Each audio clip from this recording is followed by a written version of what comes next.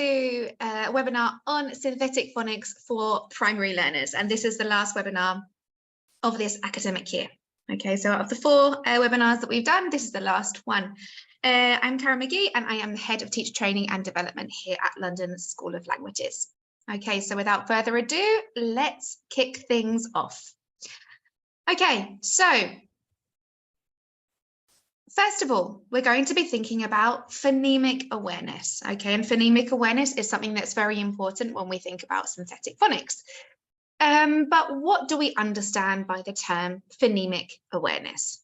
Okay, so phonemic awareness is just being aware of phonemes, which are sounds. Okay, why is it so important? Because without the awareness of those sounds, we wouldn't be able to produce, we wouldn't be able to read, to write. It's not just in pronunciation, but it has an implication in every skill that we have as language learners, and as also as language teachers, we have to have this phonemic awareness.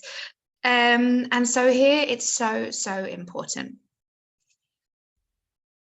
We can define phonemic awareness as the ability to hear and manipulate the sounds in spoken words, and the understanding that spoken words and syllables are made up of a sequence of speech sounds.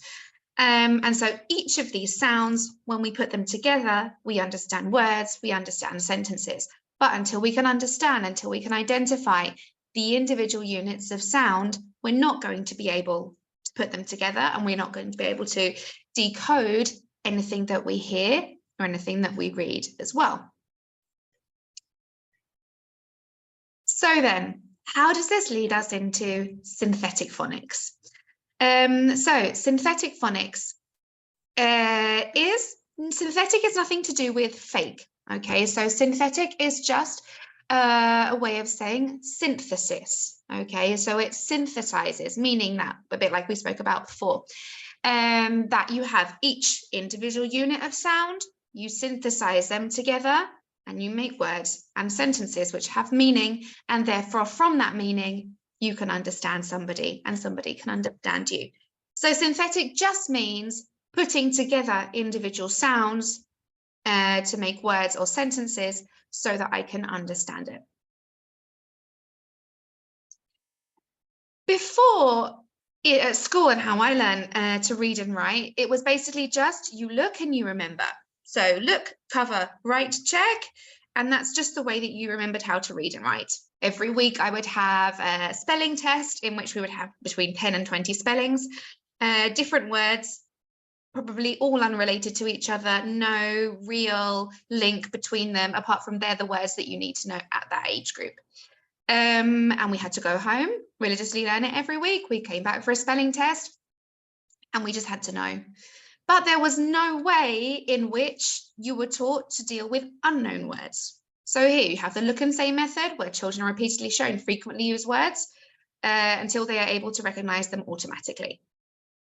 Okay, but what are the drawbacks of this method? Okay, the drawbacks are that then if you're just recognizing sight words, how you would describe these types of words, you're not ever taught how to overcome any problems when you come across words that you don't know. So you're creating quite needy learners, and learners who can't then go and take a book and read a book that's maybe a little bit above their level, or that might contain words that they don't know because they don't know how to read it, interpret it, and therefore the meaning is lost. And so what you're doing here is you're creating learners who are very dependent on having learned those words by heart. And if you don't know those words by heart, you're not going to be able to read independently. You also create quite a lot of dependence on the teacher for telling you what those words are, and then making that connection with the word that you know. So it's not a good way. Also, in this way, if you are a struggling reader, it has been proven that you are more likely to look at context cues. What are context cues? So if you read a book, for example, and you're a younger primary learner, then you might look at the pictures and then you remember the story and then you tell the story. So here it's sometimes quite difficult to tell whether a child knows or doesn't know the story because they compensate in ways that non-struggling readers would not. And so they look at the pictures, they remember the story. It's all about memorizing things.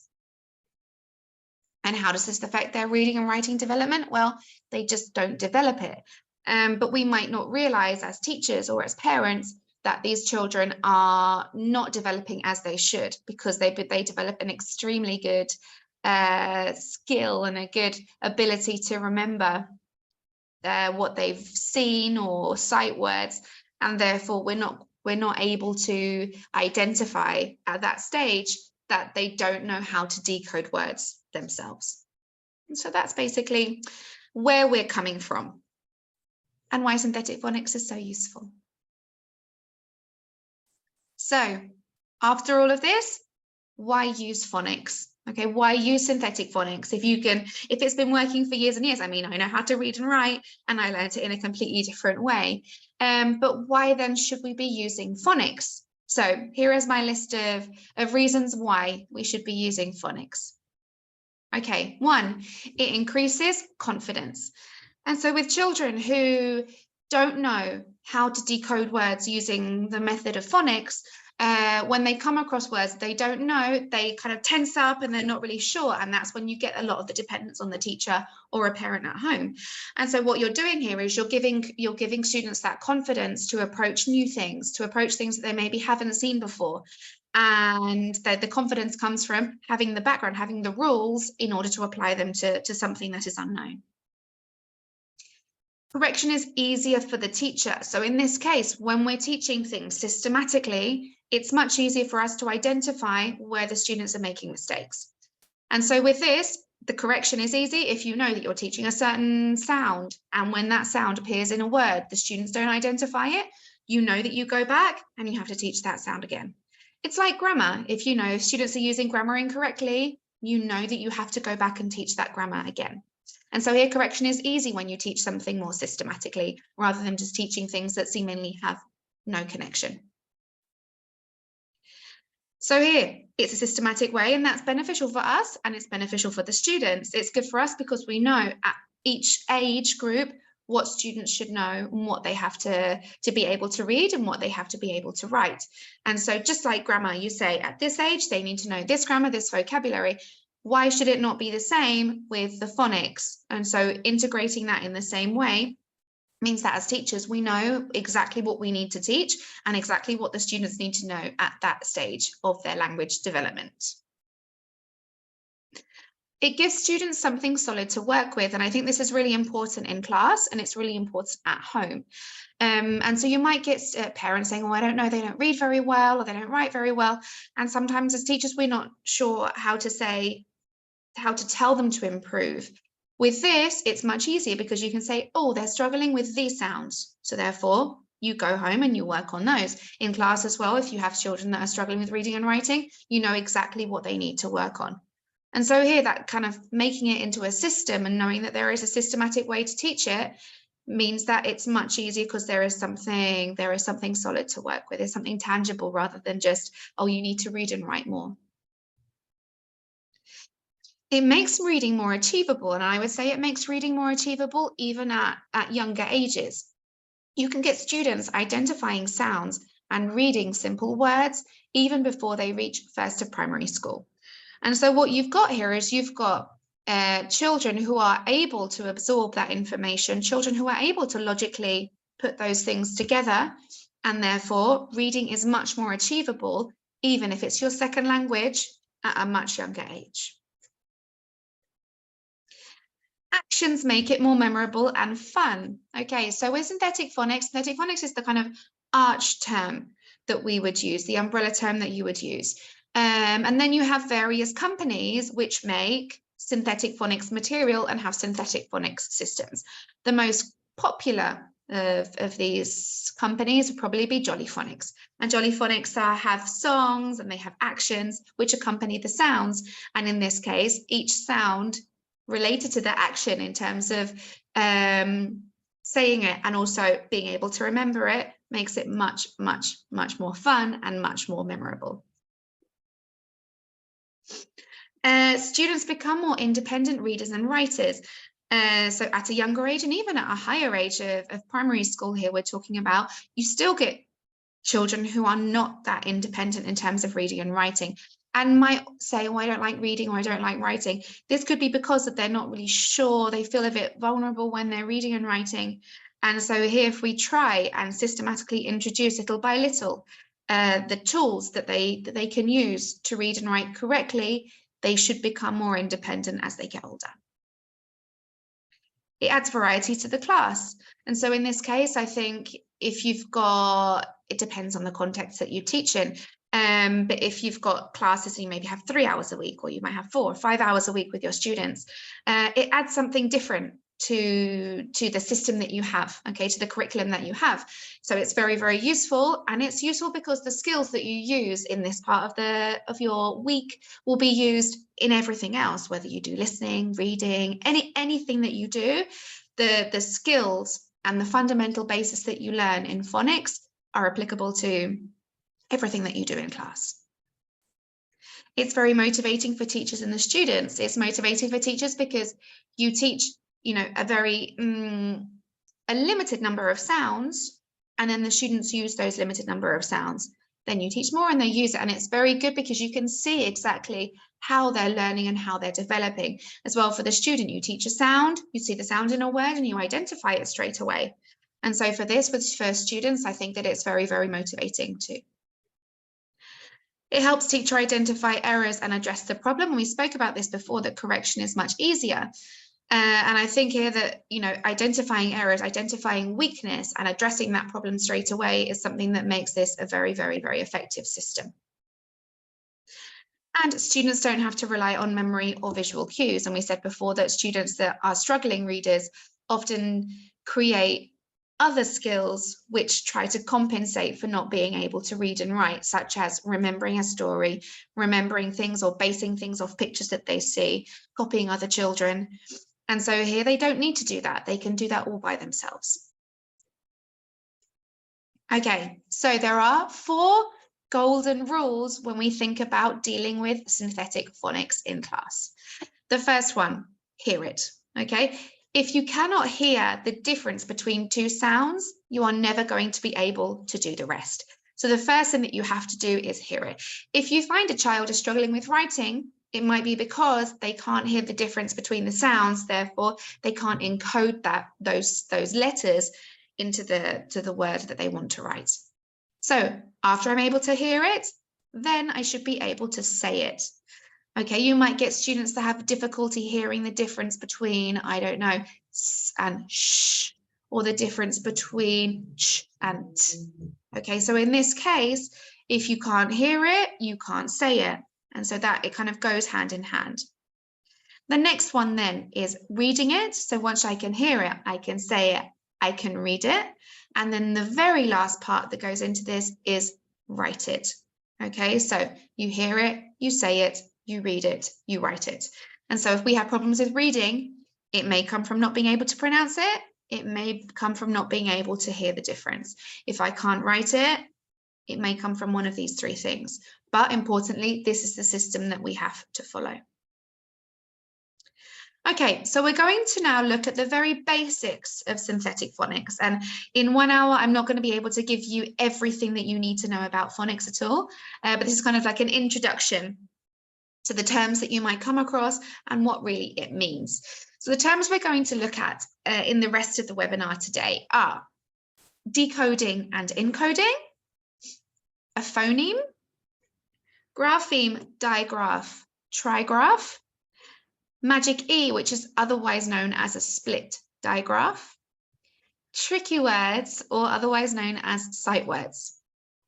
We're going to look at segmenting and blending, dictation, alternative spelling, consonant bends, and then finally fine motor skills, which is just basically pen holding. Okay, so let's get going on the first ones, decoding and encoding. Okay, so decoding is the process of reading words using the knowledge of synthetic phonics. So knowing my sounds, I know that those sounds are represented by letters, and therefore I can read it. I decode the words. Only certain words are decodable because of the combination they contain. And so we'll look a little bit about decodable and non-decodable words later, but here we can only decode words that are decodable, so that use the sounds that follow the rule. Importantly, I think we think that English is not rule governed, or that it's very, very erratic when it comes to rules, but actually the majority of English words can have these rules applied to them. I think I read somewhere that like 97% of words are rule focused. And so here, actually, if you teach the rules, most words are decodable. Non-decodable words have to be memorized and are called sight words. Okay, so we'll look at these words later, sight words or tricky words. And those are words that we just have to go back to the old school method of, look and say, look and remember.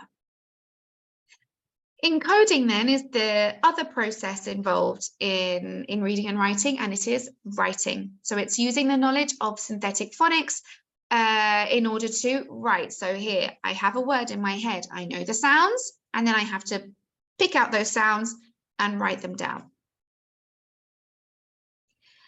Encoding is actually a difficult skill, as it requires students to identify sounds, encode them with letters, and put them together correctly.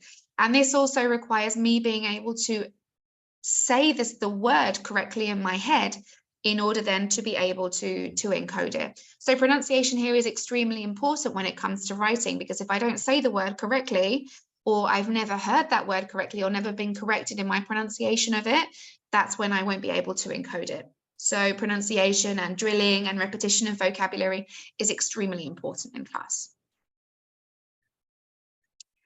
Okay, now let's look at phoneme, grapheme, and di- and trigraphs.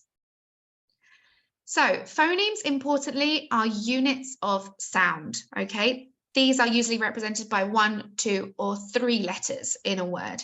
So here the phoneme is just the one sound, okay? And sometimes one sound is represented by 1 letter, sometimes one sound is represented by 2 letters, or even 3. A grapheme is a graphic representation of a phoneme, okay? So graph is anything that you write. And so this, for example, the sound A is represented by the letter A.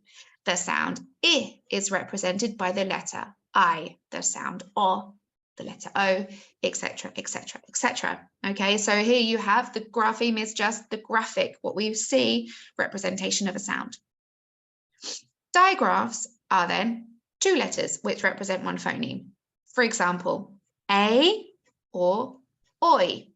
And if you're familiar with the IPA, these digraphs are often diphthongs in the IPA. Trigraphs are 3 letters which represent one phoneme. For example, I, ear, air, okay? And these are also commonly diphthongs in the IPA. So diphthongs, remember, are when you have 2 sounds which glides together to make one. So they're not strictly like you're just pure O or you're pure A, but they are classed here as one phoneme because they are 2 pushed together and you glide from one to the other. And so that's why here, digraphs and trigraphs, you've got 2 letters, but they go together to make just one sound. And it's a glide from one to the other.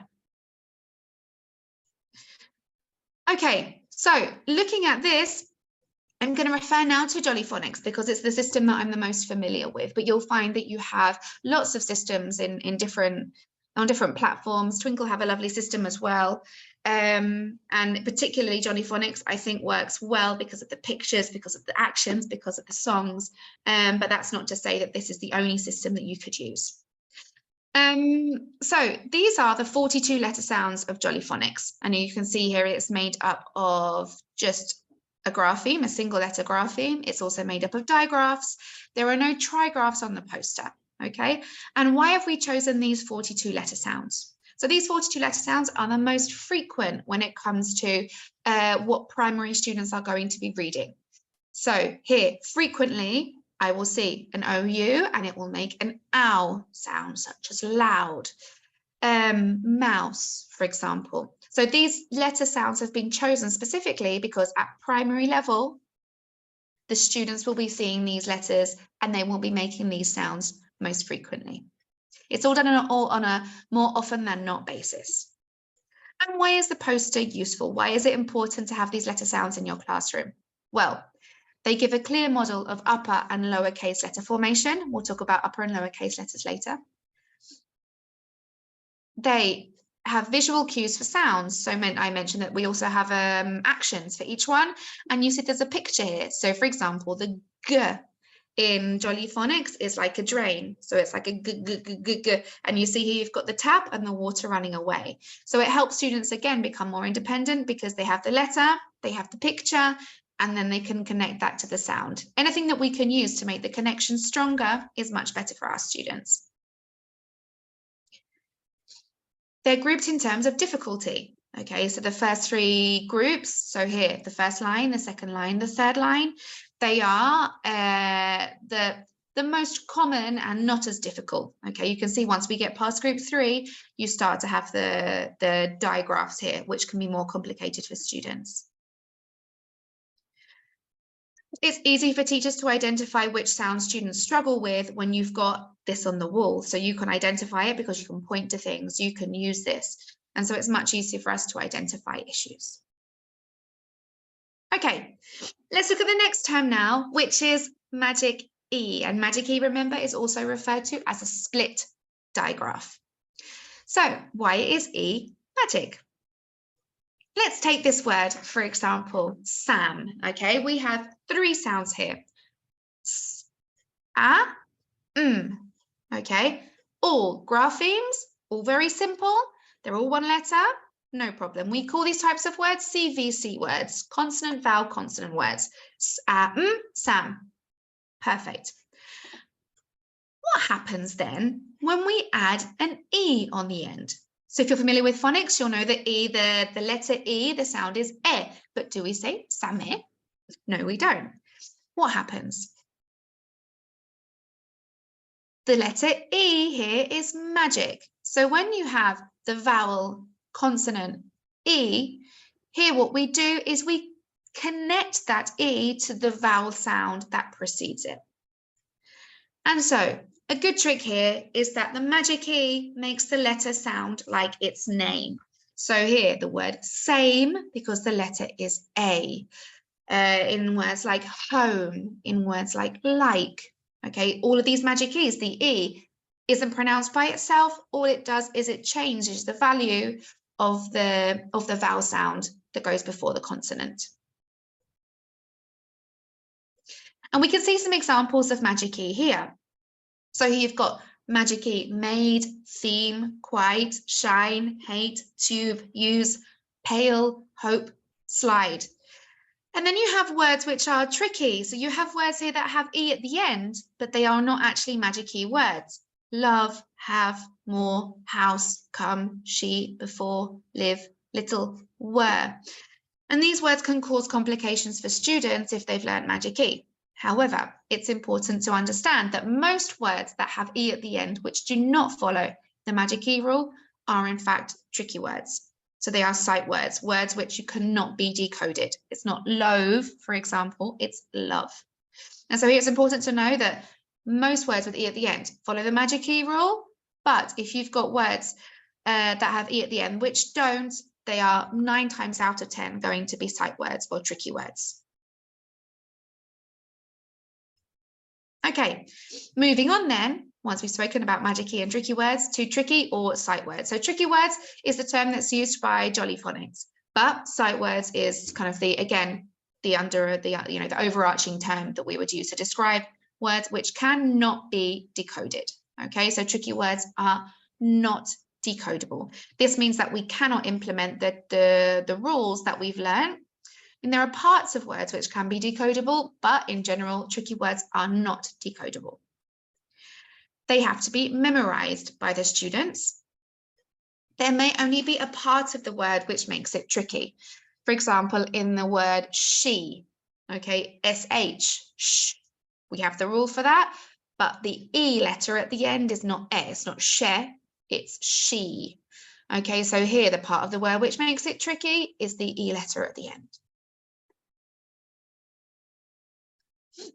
We should always make students aware of tricky words when practicing them in the classroom. So it shouldn't be that we try and trick students with tricky words.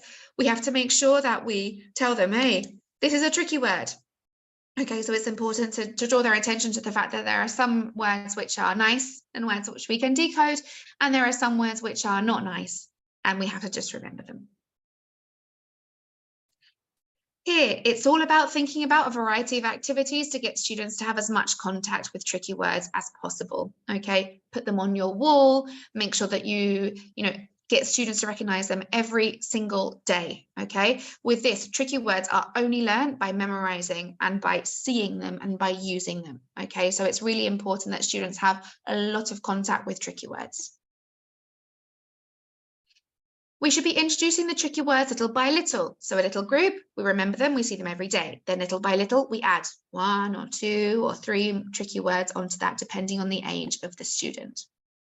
We try and introduce them all at once. It will just be like vocabulary. You're not going to get that retention. Okay, so let's look at some terms here which can often cause confusion: segmenting versus blending. Okay, so let's first look at segmenting. Segmenting is the breaking down of a word into its phonemes based on a knowledge of graphemes. Okay, so this is a relevant skill for reading and writing. So segmenting is taking a word apart. Blending, okay, if segmenting is taking the word apart, it is the combination of individual phonemes to form a word. A relevant skill also for reading and writing, and this is putting the words together. So when we read and write, we actually have to use a combination of segmenting and blending automatically in our heads. And so this is the skill that we have to be able to identify. For example, the word dog. If we're reading it, we see the word. We have to segment it into the number of sounds. So here I have to identify that D, the letter D, is one sound, O represents another sound, G represents another sound. So here is my segmentation. Then I identify them. So I have D, O, G, D, O, G, because I identified that there were 3. Then in my head, I'm like D, O, G, put them together, dog. And then I could identify the word as dog. Okay, so here you can see that your brain, when you read and write, is constantly taking things apart and putting things together. And then in writing, okay, if we want to write this word, someone says the word dog or we hear the word dog in our heads. Then we segment it into the number of sounds. So, okay, dog, okay, d, o, g, okay, it's 3. Then I identify the letter sound. So, d, o, g, okay, d, what letter is that? D, okay, o, what letter is that? O. And so here then we identify the letter sounds, we write down the 3 letters, then we blend it in our heads to check that it's correct. Okay, so it's reading and writing, we use both of these skills. Blending, okay, some important information about blending. When we blend, we should start with CVC words. Okay, remember CVC was consonant, vowel, consonant, okay, and they are the easiest to blend. Like we said, Sam, dog, cat, mat, hat, okay, all of these CVC words are much easier to blend. And we should begin with dots under each phoneme so that students don't have to segment. Okay, so here, the word dog, I would put a dot under D, a dot under O, a dot under G. So students can see how many sounds are in a word. When we start blending, we should do that. As students go up the levels and as students reach the higher levels of primary, we should be removing those dots so students benefit from the skill development of segmenting and then blending by themselves. But at the beginning, when we're looking at the lower ends, the higher ends of infant school and the beginning of primary, students should have the dots underneath to help them, to guide them. Okay, blending is teaching students to become autonomous readers. Okay, so use words that they don't know. Incorporate it as part of your class routine. And here, when we're blending, it's important to use your arm in the direction of reading or holding your fingers up. Okay, so here, if I'm looking at hat, for example, I'll be blending it with my students. So for example, at, okay, or the other way around, at, okay, and it should go in the direction of reading. If I want to use my arm, I put my arm out, at, hat, okay, and it should go in the direction that students read, and encourage students to do that themselves. You can only blend, remember, decodable words. So if the word is not decodable, you cannot blend. You should be incorporating alternative spelling at higher levels, and we'll be looking at alternative spellings in a minute. Make it physical. Use the space in the classroom. Blending isn't always something that you have to do sitting down. We could have it that each child has a sound, and I want to create a word. I say, okay, dog. I stand 3 students up here, and they have to jump forward with the sound of that word. So they jump forward, one goes d, one goes oh, one goes go, and then they say the word. Okay, so use everything that you have at your disposal to get students to recognize blending, to segment, to put things back together. Okay, dictation. Dictation might sound like a really old school idea and something which you probably did when you were younger, and you're like, oh, I don't think that that's got anything to do with students nowadays. It really is useful, and dictation in terms of phonics is something which is almost essential if you want students to be able to implement the rules and practice those. So here it's dictation, of course, is writing. So here it involves the process of encoding and, importantly, segmenting what I hear and being able to put that onto the paper. Middle letter sounds, when we're working on dictation, are hardest for students to hear. And what you'll find then is that they often miswrite or misspell the words, and it might be the middle letter sound. Pen holding and letter formation might still be an issue. So no matter how old your students are, you also need to make sure that they're holding a pen correctly. And so here, because writing is so much kind of a fluid skill that you have to be able to put the letters together, it's so important that pen holding is correct. And you don't want a child that is at the upper end of primary still holding their pen incorrectly or forming the letters incorrectly. We need to use sounds and words that are appropriate for the level. I mentioned using unknown words. Unknown words are really useful in order to identify whether students are actually implementing the skill or whether they've remembered the word. But it's important as well to use words which they have come across or they are going to come across at that level. At higher levels, we make dictation more and more challenging. And so for this case, it's about implementing words which are longer, dictating not just words, but sentences. And so we have to make it more challenging for them. We need to work on rhyming words, and I'll be mentioning rhyming words at a few points over the next couple of minutes, and alternative spellings. And rhyming words are a great way to check whether students have understood the sounds in one word and how they correspond to the same sound in another word. Always correct dictation activities as a whole class. Why? So that everyone can benefit from it. Okay, so you've done a dictation, then when you go through them, you write it on the board, and everyone can benefit then from the correct answer, and you can identify where students have gone wrong. It's a good idea to have a dictation book for each student. So for each student that you have, they have their book of dictation, you have your set dictation time per week, and then the students know exactly what's coming and they know exactly what to do. They can also look back and see whether they've done well or things they didn't know in the past and learn from that. Okay, alternative spelling. Alternative spellings are less frequent than regular sounds. So remember we had the poster with the 42 letter sounds. Alternative spellings are the same sounds as those, but different spellings. Okay, remember they are slightly less frequent for children, especially than the 42 letter sounds you would see on the poster. They include McGhie spellings. So McGhie is actually an alternative spelling, split digraph. Students learn them after the main letter sounds, okay, but they can be introduced as students are working on the main letter sounds, and they should be worked on together, but the main letter sounds are the ones they have to know first, and then we start incorporating the alternative spellings. They can be practiced by getting students to recognize rhyming words. Okay, so you've got, for example, AI, which is an A sound, like in rain. Then you've also got AY, like in day or play.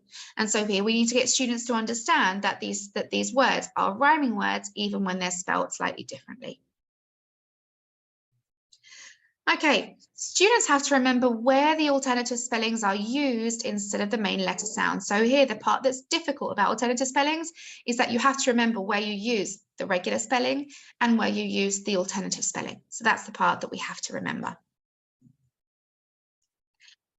And alternative spellings should be introduced when students are exposed to them in reading texts. So here, once the students start seeing these alternative spellings at that level, that's when students also should be learning the sounds that they make. Okay, and these are the little posters that Jolly Phonics have for alternative spelling. So you can see here, you've got A, the first one A, then AY, and then A-E, and this dash is just the alternative kind of where the consonants should go. Okay, so this is the alternative spelling symbol. But here, like in same, the consonant would go in the middle. It is your magic E split digraph. EE, EA, okay, and it also has example words here. So bee, eat, feet, beak, leaf, sheep, all the same, all rhyming words. IEE, I, okay, but then you've got the Y, like in fly, I, consonant E, like in kite, hive also, and then IGH, like in high. So here you've got the I sound, which can be also written in 3 different ways. O, OA, okay, so like oak, you've also got the magic E, O, consonant E, and then you've got the OW, like in grow. And importantly, OW can appear in 2 different alternative spellings. It can be O and it can also be ow, and we'll look at that in a second. UE, U, consonant E, like in cube, EW, like in few. Next, ER. And even this ER, IR is a common alternative spelling that even secondary students get incorrect. So it's important to work on it at primary school, but also at secondary levels, it's still important to review. So ER, IR, UR, so you've got the 3 words here: mixer, turn, bird. Okay, then you've also got or, okay, OR is or, so then you've got AU, like in autumn, AL, like in talk, and then AW, like in saw. OI, oi, OY, the same. And here you can see that's quite easy to say that, okay, OI is when it's in mid-word, and OY is when it ends the word. Because that was quite easy to distinguish when you should use one or the other. And then OU, ow, OW, ow. So remember, OW can be O, like in grow, or ow, like in owl or shower. Okay, and here you have like a list of alternative spellings. And it's just really important that when we have students at higher levels, we integrate alternative spellings as much as possible so that children can see, okay, I've got this sound, I know this sound, and then I have to identify the words which rhyme with that. So you've got here destroy, employ, toy, royal, all of these that students might mispronounce, they have to identify it and categorize it with its sound. Okay, we're going to be looking at blends now. Okay, so we have 3 types of consonant blend. Why are consonant blends so important? So once we get past the CVC word, consonant, vowel, consonant, you start to get into the territory of consonants being seen together. Consonants being seen together can be hard. And when students read these words with consonant blends, often they might miss one of the consonants. Or when they're writing as well, they might not hear one of the consonants. So it's very important for us to work on blends of consonants in order to get students to, 1, be able to articulate them and then be able to hear them as well. And we can categorize these into 3 types of blend, okay, consonant blends. You've got friendly blends, 3-letter or tricky blends, and the most difficult ones are final and consonant blends. So if we look at these examples here, you've got st, okay, which can be, let me change the color, st can be described as a friendly blend. It also has another one, but we'll look at that in a second. WH is actually classed as a tricky blend. Okay, it's involved in a lot of tricky words like who, which. Okay, so WH is a tricky blend. Str, okay, str, very difficult, 3-letter blend. Pl, friendly blend like in play. Nk, okay, we don't give that at the beginning of the word. It is a final consonant blend. Br, okay, br is a friendly blend. Thr, 3-letter tricky blend. Mp, again, you're only going to hear that at the end of a word. And then st, like in must, is also a final consonant blend, but it's much easier at the beginning of a word. And so word initial consonant blends are much easier than word final consonant blends. But it's important to work on these as you're working on dictation and also working on the letter sounds.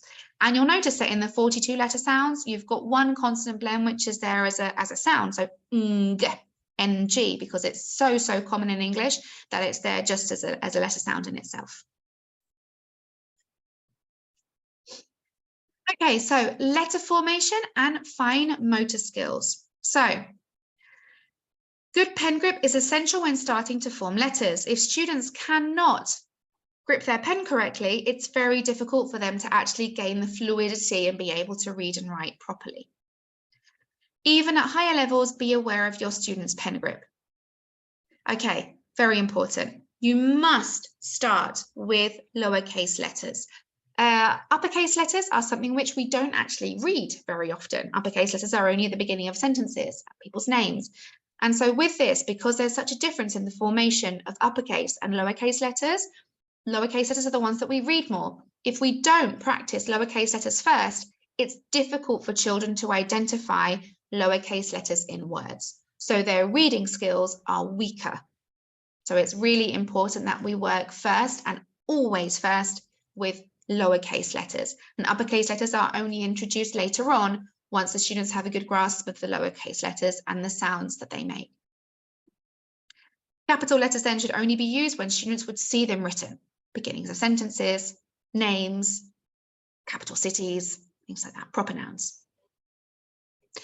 Use a multi-sensory approach to letter formation, not always with a pen or a pencil. So here, it might be that you get students to do some back writing, they write in the air, or they trace something with their hand, and just getting used to that the form of the letter. It's also useful to work with groups of letter sounds which have the same shape to make it easier for students. So for example, all of those words that you start with like a k, so a C, a D, an A, a G, okay, all of those start with exactly the same shape. So it's important to start with the letter sounds which have the same shape, and you can get students to kind of repeat that as they go on and see where the similarities are. Okay, and so as teachers, now that we know all of this, we have to be able to identify letter sounds in words. Okay, so we are going to look at things here, little words. So here we have boats. Okay, boats, a regular word that students might come across. But as a teacher, we need to be able to break this down and identify what it's composed of, and also what students might struggle with. Boats. Okay, so I've written the dots underneath. It has 4 phonemes, 4 sounds. B, O, T, S. Okay. It has also got at the end a consonant blend. So T, S, S. Word final consonant blend, quite tricky. However, these are all part of the 42 letter sounds, so it's not quite as difficult. There are no alternative spellings here. The next word, put. Okay, I know that it's not p, a, t, so it is a tricky word. Okay, and I've put the star here for the tricky word. Sport. Okay, s, p, or t. 4 sounds. What have I got that might be difficult for students here? Oh, look, s, p, two consonants, I've got a word initial consonant blend. And so here, it's important to understand that the sp might be problematic for students. Frown. Here, I've got four sounds. Ow, consonant blend. Friendly blend, but still, we need to work on that. Oh, we've got ow here. Ow, alternative spelling. So this is much trickier, much more difficult than some of the words that we have up here. So here, frown has got consonant blends and it's also got an alternative spelling. Draw, or. Okay, again, at the beginning, we've got a consonant blend. At the end, then we've got an alternative spelling. But it's only got three sounds, so this might be classed as slightly easier than frown. Up here, we've got shirt. Three sounds, but you see here 5 letters. Sh, t. Okay, so you've got sh, regular 42 letter sounds, which is an alternative spelling, and then t, shirt. No consonant blends, but you've got the alternative spelling in the middle. Cry, I. So you've got here the consonant blend at the beginning, then the I. Here is the alternative spelling of the I, I-E, I-I. There, okay, it's not there. Okay, we don't have a magic E here. So remember, words which have E at the end, which are not following the magic E rule, are often tricky words. Next, strong. What have we got here? Ng. So remember, ng in terms of Jolly Phonics is just one sound, even though it's really two. It's a common consonant blend. What's difficult about this? You've got a 3-letter consonant blend, which is very difficult. But then ng. So here, what makes it hard is the consonants here. Where again, word final E, not a magic E sound. You've got a tricky word. Okay, so it's really important that as teachers, we are able to identify and break words down to see what our students might struggle with. Here we have a video of what might happen if we don't tell students that you have a tricky word. Okay, I found it on the internet and I absolutely love it.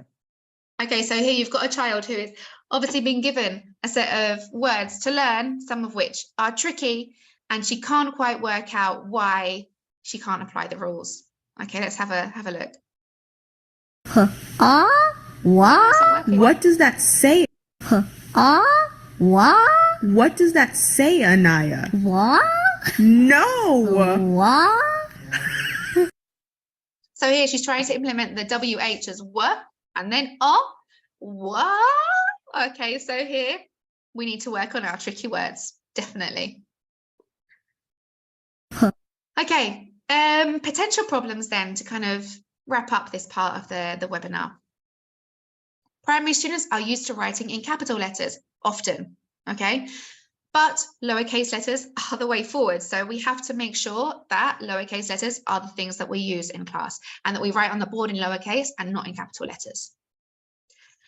You might have students who join the school later on with no prior phonics knowledge. And this is difficult because then you've got students who are very, very good and then they join the class or the school and they don't have that knowledge. So it's important for us to be able to get them to catch up, maybe putting them with a buddy or giving them work to do at home, but it's important that they catch up with their peers.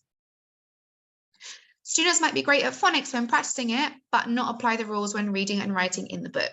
Okay, so here you've got a course book, you've got then the work that you do with phonics, and they don't then apply it when they do the two things. And so it's important here to just really repeatedly mention in phonics and go when you're going through phonics about how students need to independently use their knowledge. And then when you do look at things in the book, make sure then that you draw students' attention to the fact that they know exactly what these words are, they know the sounds, and to kind of connect that knowledge together. Older students in class are quicker to pick up in the simple concepts or are better at letter formation from the beginning. So if you've got a primary learner that's at the lower end, you've got nearly a year difference between some of those students. And so, of course, in terms of fine motor skills, the older students are going to be better at doing their things. And so it's important here for us to help those younger students do better, but also accept that they're nearly younger than their peers. So they might be able to do less and it might take them a little bit more time. You might find it hard to make time to practice phonics in class, which is why you need to make a specific time for it, a specific day, just so that the students know what's coming and they know how to practice this in class, and it's not always in a rush. Okay, so last little piece, we can work on comprehension as well as sound recognition. And in a lot of the material that you'll find, a lot of the books, you'll see that there are images as well as trying to write down and trying to blend certain words. And so here we should work on comprehension as well as sound recognition when we're looking at the words that we use for phonics. How can we do this? You might have words or pictures which elicit certain words from students that will have some kind of phonics connection. So, for example, what's this? It is a fat cat. Okay, so here you've got a. We're working on an a sound. Also, these are just CVC words. So we can have a fat cat. Here, it is a fox in a box. So here you've got the ox.